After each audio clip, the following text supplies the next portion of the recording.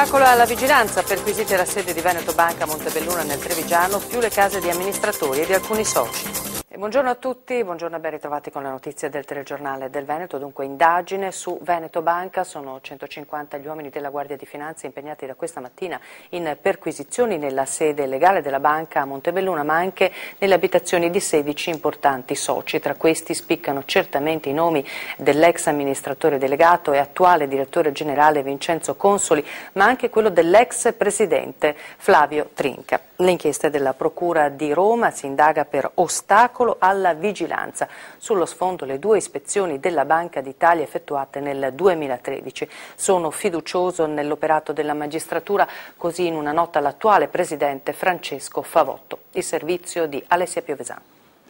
Per problemi tecnici nessuno è contattabile, dicono in questo momento. Imbarazzo e bocche cucite al quartier generale di Veneto Banca e Popolare di Montebelluna in provincia di Treviso, dove sono in corso alla sede legale amministrativa una ventina di perquisizioni della Guardia di Finanza. I militari del nucleo speciale di Polizia Valutaria di Roma, i colleghi della Polizia Tributaria di Venezia, 150 in tutto, si sono presentati questa mattina alle porte dell'istituto e non solo. Hanno suonato anche a casa dell'ex presidente Flavio Trinca e di Vincenzo Consoli, ex amministratore delegato, oggi direttore generale con contratto appena rinnovato. Entrambi sono indagati. Terremoto ai vertici dunque, ma anche tra i soci. Per 16 sono scattate perquisizioni nelle abitazioni. Sarebbero risultati destinatari di ingenti finanziamenti. Le operazioni, che potrebbero durare giorni, sono state disposte in un'inchiesta contro ignoti della Procura di Roma. I finanzieri stanno cercando documenti che mancano all'appello. Il reato ipotizzato è di ostacolo delle funzioni delle autorità pubbliche di vigilanza. Qualcosa deve essere emerso nelle ultime ispezioni della Banca d'Italia.